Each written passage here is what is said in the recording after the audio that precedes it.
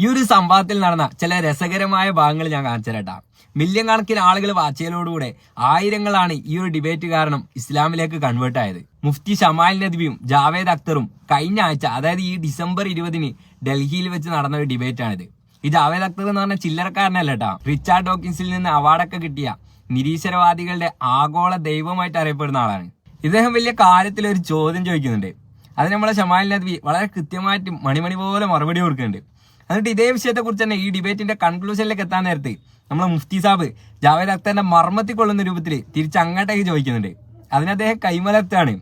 അവസാനം ഇത്രയും വലിയ ആളെ നാറ്റിക്കണ്ടാലോ വിചാരിച്ചിട്ട് മധ്യസ്ഥൻ ഇടപെട്ടിട്ട് വിഷയം മാറ്റാണ്. അതും കൂടി കേട്ടിട്ട് നമുക്ക് അവസാനിപ്പിക്കാം. ആദ്യം ഇതൊന്ന് കേട്ടോക്കി.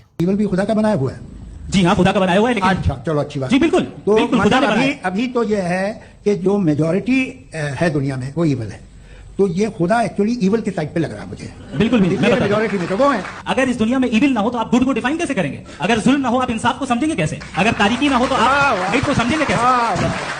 बहुत अच्छा। अभी और सुन लें, अभी और बाकी है। ये तो बात बहुत पसंद आई साहब मुझे, कि जब तक रेप ना हो तब तक औरतों की इज्जत का ख्याल आपने मेरा जवाब पूरा सुना ही नहीं। जब तक के बच्चों का कत्ल ना किया जाए तब तक आपको बच्चों की मासूमियत की इज्जत। आपने पूरा जवाब सुना ही नहीं। जवाब सुना ही नहीं, आप सुन लें, मेरी बात सुन लें। ये मैंने आपको एक चीज बताई। दूसरी चीज, इस दुनिया में हम आए हैं टेस्ट के लिए, हमारा टेस्ट हो रहा है और हर इंसान का अलग अलग अंदाज में टेस्ट होता है। और इस दुनिया में अगर इविल मौजूद है तो वो इविल जरिया है हमारे अंदर ह्यूमन नोबल क्वालिटीज को डेवलप करने का और अलग अलग फील्ड में प्रोग्रेस करने का। और अगर हमारे अंदर और इस दुनिया में इविल नहीं होता तो बताइए टेस्ट का मतलब क्या होता? अगर मैं अपने स्टूडेंट को एमसीक्यूज दूं और उसमें सिर्फ राइट आंसर लिख कर दे दूं और कहूं तुम्हारा टेस्ट हो गया, ये मीनिंगलेस है। इस दुनिया में अगर हम टेस्ट के लिए आए हैं तो जाहिर है गुड एंड इविल दोनों मौजूद है।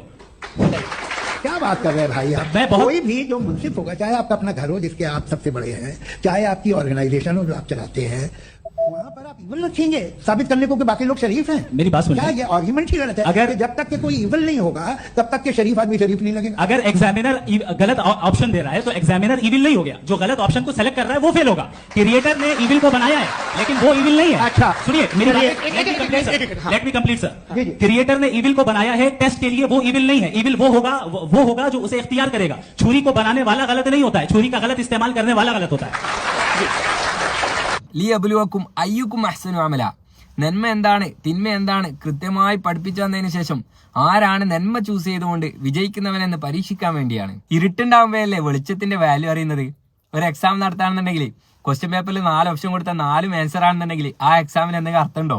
തെറ്റായ 3 ഓപ്ഷനും മാറ്റി വെച്ചുകൊണ്ട് ശരിയായ ഒരു ഓപ്ഷൻ തെരഞ്ഞെടുക്കുമ്പോഴല്ലേ അവൻ യഥാർത്ഥ വിജയിയാവുന്നത്. എന്ന് നമുക്ക് ജാവേദ് അക്തറിന്റെ ആ മർമ്മതി കൊണ്ട ചോദ്യം ഒന്ന് കേട്ടോക്കാം. How can you define evil objectively without God? ഒരു ദൈവശാസ്ത്രിയെ സംബന്ധിച്ചിടത്തോളം സിമ്പിൾ ആണ്. നന്മ ഏതാണ് തിന്മ ഏതാണെന്നുള്ള ദൈവം പഠിപ്പിച്ചിട്ടുണ്ട്. എന്നാൽ താങ്കൾ എങ്ങനെയാണ് തിന്മയെ ഡിഫൈൻ ചെയ്യുന്നു എന്നതാണ് ചോദ്യം. यानी how can you define evil objectively without God? देखिए दुनिया में 2 तरह के जानवर हैं, एक जो अकेले रहते हैं जंगल में और एक जो ग्रुप्स में रहते हैं। ग्रुप में जो भी रहेगा, चाहे वो आपका फाउंडेशन हो, चाहे कोई क्लब हो, चाहे कोई पॉलिटिकल पार्टी हो, चाहे कोई यूनिट हो, उसमें आपको इंटरेक्ट करने के रूल बनाने पड़ेंगे। यानी लोग तय करेंगे। लोग तय अगर लोगों ने ये तय किया कि किसी का रेप करना सही है, आप जस्टिफाई करेंगे? करेंगे। आपका फाउंडेशन तो ये हो गया ना कि लोग ही विल डिसाइड करेंगे। ഈ പറഞ്ഞതിന്റെ ആകത്തുക നമ്മൾ കൂട്ടമായി ജീവിക്കുന്നിടത്ത് ഒരു വ്യവസ്ഥ ആവശ്യമാണ്, നിയമം ആവശ്യമാണ്. അതില്ലാതെ മുന്നോട്ട് പോകാൻ കഴിയില്ല. അപ്പൊ മുഫ്തി സാഹിബിന്റെ ചോദ്യം, ആ വ്യവസ്ഥ ആരുണ്ടാക്കും? മറുപടി, ജനങ്ങൾ ഉണ്ടാക്കും. ജനങ്ങളിൽ നിന്ന് ആരുണ്ടാക്കും? ഭൂരിപക്ഷം തീരുമാനിക്കും. അപ്പൊ മുഫ്തി സാഹിബിന്റെ അടുത്ത ചോദ്യം, അങ്ങനെയാണെങ്കിൽ കൂട്ടബലാത്സംഗം തെറ്റല്ലാന്ന് ഭൂരിപക്ഷം തീരുമാനിക്കുകയാണെന്നുണ്ടെങ്കിൽ താങ്കൾ അതിനെ ജസ്റ്റിഫൈ ചെയ്യുമോ? അതിന് മറുപടി ഇല്ലാതെ മൂപ്പര് വിഷയത്തിൽ നിന്ന് തെന്നി മാറാ. IS തീവ്രവാദികൾ അങ്ങനെ ചെയ്യലുണ്ടെന്നൊക്കെ. ISനെ കൂടുതൽ വിമർശിക്കുന്നവർ മുസ്ലിം പണ്ഡിതന്മാരാ. യഥാർത്ഥത്തിൽ ഇവിടെ സംഭവിച്ചത് ഡസ് ഗോഡ് എക്സിസ്റ്റ് എന്നുള്ള ഈ സംഭവത്തിന്റെ ടൈറ്റിൽ പോലും മൂപ്പര് മറന്നുപോവാണ്. നമ്മുടെ ടിസ്റ്റ് ചോദ്യം അതല്ല കേട്ടോ. ഇതിനോട് തുടർന്ന് ചോദിക്കുന്ന ലാസ്റ്റ് ചോദ്യമാണ്. അതും കൂടി ഒന്ന് കേട്ടോക്കാം. सर आपकी बात आ गई। आप ये कह रहे हैं कि लोग डिसाइड करेंगे क्या सही है क्या गलत है, यही है? मेजॉरिटी डिसाइड करेगी क्या सही है क्या गलत है? अरे भाई बिल्कुल। मेजॉरिटी अगर ये कहे कि नाजी जर्मनी के साथ जिस तरह मेजॉरिटी थी कि जेनोसाइड करना सही है, आप जस्टिफाई करेंगे? उस वक्त आपका ये सवाल से उसके बाद क्लोजिंग। हाँ, उस वक्त प्लेनेट पे जो लोग थे उनमें कितने लोग हिटलर को सही समझते? अच्छा, प्लेनेट की मेजॉरिटी तय करेगी, सोसाइटी की नहीं। प्लेनेट की मेजॉरिटी गॉड के एग्जिस्टेंस को सही मानती है, आप क्यों नहीं मानते?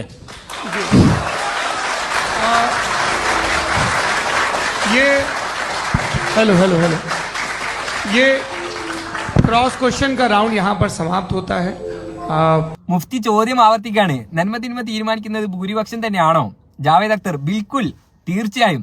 മുഫ്തിയുടെ അർത്ഥ ചോദ്യം, അങ്ങനെയാണെന്നുണ്ടെങ്കിൽ ജർമ്മനിയിൽ ഹിറ്റ്ലർ നടപ്പിലാക്കിയ വംശഹത്യ നന്മയായിരുന്നെന്ന് അവിടുത്തെ ബഹുഭൂരിപക്ഷം വിശ്വസിച്ചിരുന്നു. താങ്കൾക്ക് അതിൽ വിശ്വാസമുണ്ടോ? ഇതോടെ മൂപ്പർ അടഞ്ഞു പെടുകയാണ്.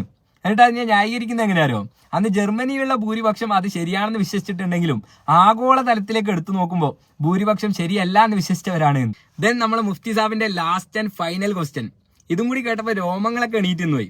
ചോദ്യം ഇതാണ്, അങ്ങനെയാണെന്നുണ്ടെങ്കിൽ ആഗോള തലത്തിലുള്ള ഭൂരിപക്ഷം ജനങ്ങള് ഈ പ്രപഞ്ചത്തിന്റെ പിന്നിൽ ഒരു സൃഷ്ടാവുണ്ട് എന്ന് വിശ്വസിക്കുന്നു. നിങ്ങൾ എന്തുകൊണ്ട് അത് അംഗീകരിക്കുന്നില്ല?